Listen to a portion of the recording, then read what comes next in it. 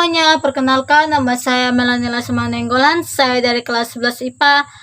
Ada yang sudah mengenal atau pernah mendengar mengenai minyak bumi belum? Kalau belum, simak video di bawah ini.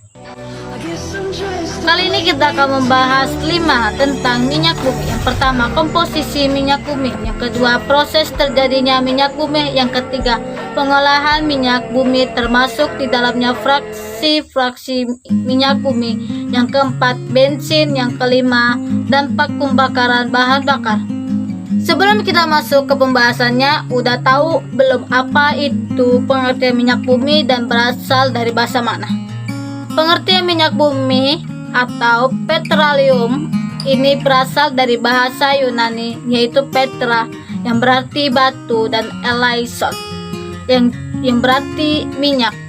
Sebutan petroleum ini yang pertama kali dikemukakan oleh seorang pria berkebangsaan Jerman, Georgi Bauer, pada tahun 1546. Minyak bumi juga lebih dikenal dengan sebutan minyak mentah. Minyak bumi dalam bahasa Inggris petroleum artinya karang, dan oleum minyak disebut juga sebagai emas hitam, yakni berupa cairan kental berwarna coklat gelap atau kehijauan yang sangat mudah terbakar, yang berada di lapisan paling atas dari beberapa area di dalam kerak bumi. Minyak bumi merupakan suatu campuran kompleks yang sebagian besar ini terdiri dari hidrokarbon. Hidrokarbon yang terkandung pada minyak bumi diantaranya yaitu alkana, sikloalkana, dan komponen lainnya seperti hidrokarbon aromatik, sedikit alkena, dan berbagai senyawa karbon yang mengandung nitrogen, oksigen, dan belerang. Oke, sekarang kita masuk ke pembahasannya. Yang pertama, komposisi minyak bumi. Senyawa N-alkana. Pasti kita kan sudah pelajari tentang senyawa alkana. Sekarang di sini saya akan menjelaskan tentang apa itu senyawa alkana. Senyawa alkana merupakan komponen utama minyak bumi pada suhu kamar. Metana dan etana berupa gas. Metana dan etana merupakan komponen utama LNG, sementara itu propana dan butana juga merupakan salah satu komponen utama LPG berbentuk cair. Senyawa sikloalkana merupakan salah satu komponen terbesar kedua setelah N-alkana. Senyawa sikloalkana ini yang sangat banyak terdapat pada minyak bumi, yaitu siklopentana dan sikloheksana. Yang ketiga, senyawa isoalkana. Hanya sedikit saja isoalkana yang terkandung dalam minyak bumi. Yang keempat, senyawa aromatik. Hanya sedikit senyawa aromatik dengan titik didih dengan rendah dalam minyak bumi.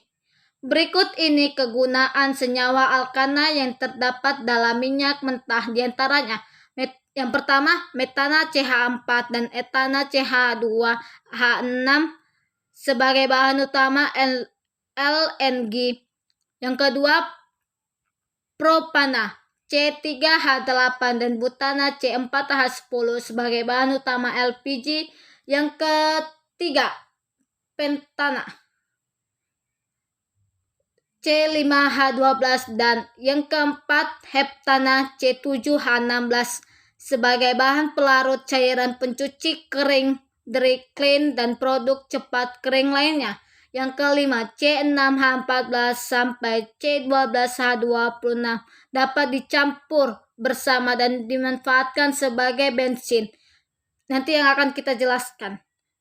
Yang keenam, C10 sampai C15 ini dapat dimanfaatkan sebagai salah satu bahan utama minyak tanah.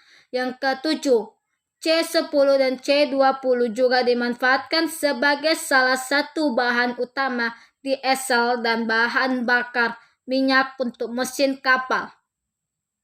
Yang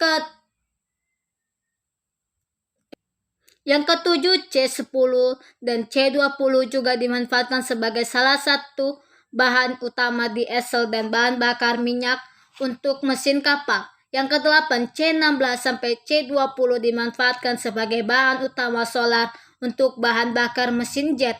Yang kesembilan, C20 ke atas yang berbentuk setengah padat juga dapat digunakan sebagai bahan utama pada minyak pelumas dan vaselin. Yang ke-10, mulai C25 yang berbentuk padat dan dapat juga dimanfaatkan sebagai lilin dan bitumen aspal. Oke, lanjut ke pembahasan yang kedua, proses pembentukan minyak bumi. Minyak bumi terbentuk dari penguraian senyawa organik dari jasad mikroorganisme jutaan tahun yang lalu di dasar laut atau di darat. Sisa-sisa tumbuhan dan hewan tersebut tertimbun oleh endapan pasir lumpur dan zat-zat lain selama jutaan tahun dan mendapat tekanan serta panas bumi secara alami. Bersamaan dengan proses tersebut, bakteri pengurai merombak senyawa-senyawa kompleks dalam jasad organik menjadi senyawa-senyawa hidrokarbon. Proses penguraian ini berlangsung sangat lambat sehingga untuk membentuk minyak bumi dibutuhkan waktu yang sangat lama. Itulah disebabkan minyak bumi termasuk sumber daya alam yang tidak dapat diperbarui, sehingga dibutuhkan kebijaksanaan dalam bereksplorasi dan pemakaiannya. Hasil peruraian yang berbentuk cair akan menjadi minyak bumi dan yang berwujud gas menjadi gas alam. Untuk mendapatkan minyak bumi ini dapat dilakukan dengan cara pengoboran. Beberapa bagian jasad renik mengandung minyak dan lilin. Minyak dan lilin ini dapat bertahan di dalam perut bumi. Bagian-bagian tersebut akan berbentuk bintik-bintik, warnanya pun berubah menjadi coklat tua. Bintik-bintik itu akan tersimpan di dalam lumpur dan mengeras karena terkena tekanan bumi. Lumpur tersebut berubah menjadi batuan dan terkubur semakin dalam di dalam perut bumi. Tekanan dan panas bumi secara alami akan mengenai batuan lumpur sehingga mengakibatkan batuan lumpur menjadi panas dan bintik-bintik di dalam batuan mulai mengeluarkan minyak kental yang pekat.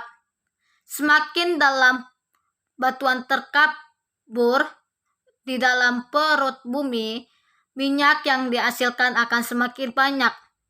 Pada saat batuan lumpur dan mendidih, minyak yang dikeluarkan berupa minyak cair yang bersifat encer dan saat suhunya sangat tinggi akan dihasilkan gas alam. Gas alam ini sebagian besar dan berupa metana. Sementara itu, saat lempeng kulit bumi bergerak, minyak yang terbentuk di berbagai tempat akan bergerak. Minyak bumi yang terbentuk akan terkumpul dalam pori-pori batu pasir atau batu kapur karena adanya gaya kapiler dan tekanan di perut bumi lebih besar dibandingkan dengan tekanan di permukaan bumi. Minyak bumi akan bergerak ke atas. Apabila gerak ke atas, minyak bumi ini terhalang oleh batuan yang kedap cairan atau batuan tidak berpori, minyak akan terperangkap dalam batuan tersebut. Oleh karena itu, minyak bumi juga disebut petroleum. Petroleum berasal dari bahasa Latin petrus artinya batu dan oleum yang artinya minyak. Daerah di dalam lapisan tanah yang kedap air tempat terkumpulnya minyak disebut cekungan atau antiklinal. Lapisan paling bawah dari cekungan ini berupa air tawar atau air asin, sedangkan lapisan di atasnya berupa minyak bumi bercampur gas alam. Gas alam berada di lapisan di atas minyak bumi karena massa jenis lebih ringan daripada massa jenis minyak bumi. Apabila akumulasi minyak bumi di suatu cekungan cukup banyak dan secara komersial menguntungkan, minyak bumi tersebut diambil dengan cara pengoboran. Minyak bumi diambil dari sumur minyak yang ada di pertambangan minyak. Lokasi sumur minyak diperoleh setelah melalui proses studi geologi, analisis sedimen, karakter dan struktur sumber. Berikut adalah langkah-langkah proses pembentukan minyak bumi beserta gambar ilustrasi. Yang pertama, gagang hidup di danau tawar, juga di laut. Pengumpulan energi dari matahari dengan fotosintesis. Yang kedua, setelah gagang ini mati maka akan terendapkan di dasar cekungan sediman dan membentuk batuan induk, source rock. Batuan induk adalah batuan yang mengandung karbon high total organic carbon. Batuan ini bisa batuan hasil pengendapan di danau, di delta maupun di dasar laut. Proses pembentukan karbon dari gagang menjadi batuan induk ini sangat spesifik. Itulah sebabnya tidak semua cekungan sediman akan mengandung minyak atau gas bumi. Jika karbon ini teroksidasi, maka akan terurai dan bahkan menjadi rantai karbon yang tidak mungkin dimasak. Proses pembentukan minyak bumi 2. Oke, masuk ke pembahasan yang ketiga, proses pengolahan minyak bumi. Yang pertama, destilasi atau fraksinasi. Proses pertama yang harus dijalani dalam proses pengolahan minyak bumi mentah adalah destilasi, atau biasa disebut dengan fraksinasi, adalah proses pemisahan fraksi-fraksi dalam minyak bumi dengan dasar perbedaan titik didih. Proses destilasi ini seringkali dilakukan pada sebuah tanur tinggi yang kedap udara. Minyak bumi mentah dialirkan ke dalamnya untuk dipanaskan dalam suatu tekanan 1 atmosfer di suhu 370 derajat Celcius. Pemanasan minyak mentah ini kemudian membuat fraksi-fraksi dalam minyak bumi menjadi berpisah. Fraksi yang mempunyai titik didih terendah akan berada pada bagian atas tanur, sedangkan fraksi yang mempunyai titik didih tinggi akan berada di dasar tanur. Yang kedua, fracking, fraksi. Hasil dari proses destilasi selanjutnya dimurnikan refinery dengan cara proses fracking. Fracking merupakan salah satu tahapan pengolahan minyak bumi yang dapat dilakukan untuk menguraikan berbagai molekul-molekul besar senyawa hidrokarbon menjadi beberapa molekul-molekul hidrokarbon yang lebih kecil. Proses cracking biasa dijalankan dengan 3 cara, yakni cara panas, thermal cracking, yang kedua hydrocracking, yang ketiga cara katalik cracking. Yang ketiga, reforming. Sesudah dilakukan pemurnian melalui fracking, proses selanjutnya yaitu proses reforming. Reforming yaitu proses mengubah struktur molekul yang kualitasnya buruk. Rantai karbon lurus akan menjadi fraksi yang kualitasnya lebih baik. Rantai karbon bercabang yang dilakukan dengan pemakaian katalis atau proses pemanasan, karena dilakukan untuk mengubah struktur molekul, juga bisa disebut dengan proses isomerisasi. Yang keempat, alkilasi dan polimerisasi. Sesudah diperbaiki struktur molekulnya, fraksi-fraksi yang didapat dari pengolahan minyak bumi mentah selanjutnya melalui proses akilasi dan polimerisasi. Akilasi yaitu tahap penambahan jumlah atom pada fraksi sehingga molekul fraksi akan lebih panjang dan bercabang. Proses akilasi ini menggunakan penambahan senyawa katalis asam kuat seperti HCl, H2SO4 atau HCl 3 suatu asam kuat Lewis. Sedangkan polimerisasi yaitu tahapan penggabungan molekul-molekul kecil menjadi molekul yang lebih besar dalam fraksi, menjadikan mutu dari produk akhir akan lebih tinggi. Yang kelima, treating. Treating yaitu proses pemurnian fraksi minyak dengan cara eliminasi bahan pengotor yang terikut pada proses pengolahan atau yang berasal dari bahan baku minyak mentah.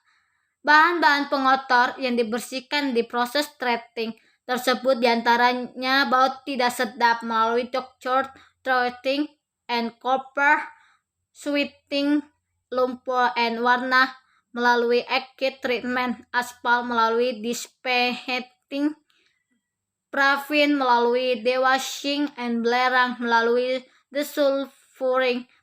Yang keenam, blending. Proses terakhir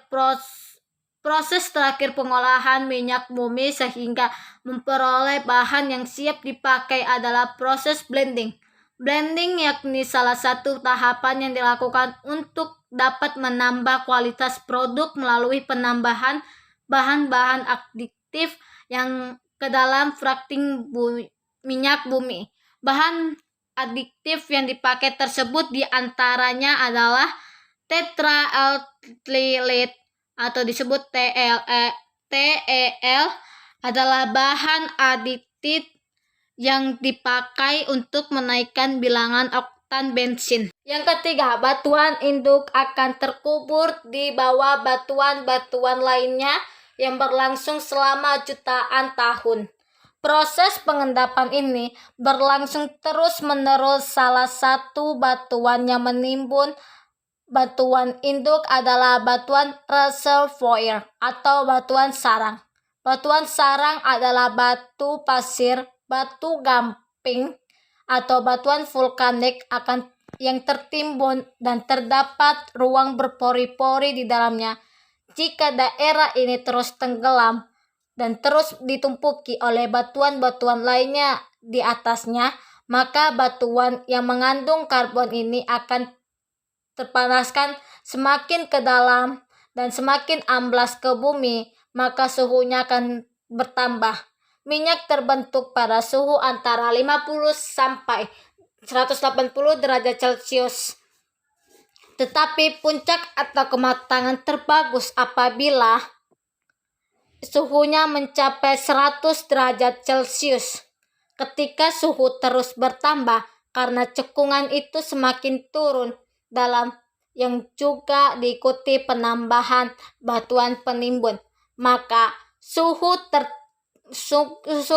tinggi ini akan memasak karbon yang ada menjadi gas. Proses pembentukan minyak bumi. Yang keempat, karbon terkena panas akan bereaksi dengan nitrogen membentuk hidrokarbon. Minyak yang dihasilkan oleh batuan induk yang telah matang ini berupa minyak mentah. Walaupun berupa cairan, ciri fisik minyak bumi mentah berbeda dengan air. Salah satu yang terpenting adalah berat, jenis, dan kekentalan. Kekentalan minyak bumi mentah lebih tinggi dari air. Namun, berat jenis minyak bumi mentah lebih kecil dari air. Minyak bumi yang memiliki berat jenis lebih rendah dari air akan cenderung pergi ke atas. Ketika minyak tertahan oleh sebuah bentuk batuan yang menyerupai mangkok terbalik, maka minyak ini akan tertangkap dan siap ditambang. Yang keempat, pembahasan yang keempat, bensin atau gasoline. Istilah di Amerika Serikat dan Kanada atau petrol. Pemakmuran Britania adalah salah satu jenis bahan bakar minyak yang dimaksudkan untuk kendaraan bermotor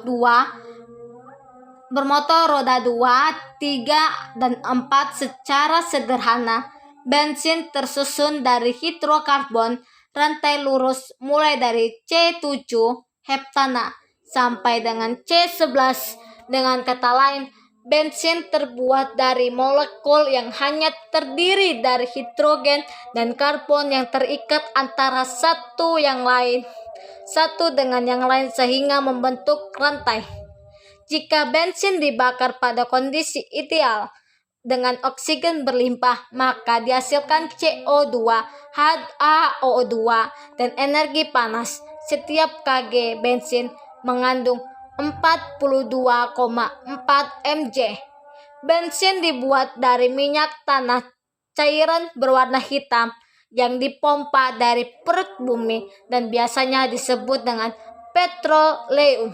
Cairan ini mengandung hidrokarbon, atom-atom karbon dalam minyak mentah.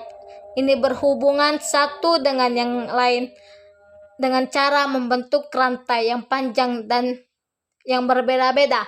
Molekul hidrokarbon dengan panjang yang berbeda-beda akan memiliki sifat yang berbeda pula. CH4 metana merupakan molekul paling ringan. Bertambahnya atom C dapat dalam rantai tersebut akan membuatnya semakin berat. 4 molekul pertama hidrokarbon adalah metana, etana, propana, dan butana.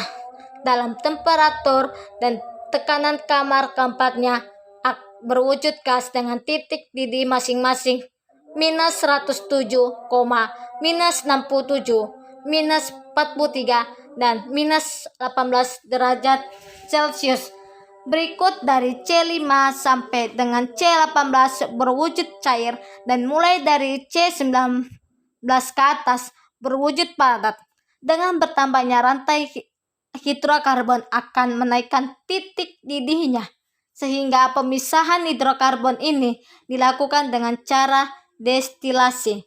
Prinsip ini diterapkan di penggilingan minyak untuk memisahkan berbagai fraksi hidrokarbon dari minyak mentah. Oke, lanjut pembahasan yang kelima, dampak pembakaran bahan bakar. Dampak pembakaran bahan bakar seperti minyak bumi dan gas alam terhadap lingkungan. Yang pertama, timbulnya kabut asap. Yang kedua, terjadinya hujan asam. Yang ketiga, terjadinya pemanasan global. Sekian penjelasan dari saya. Jika ada salah kata atau kata-kata yang kurang pengucapan dari saya, mohon dimaafkan. Sekian dari saya, terima kasih.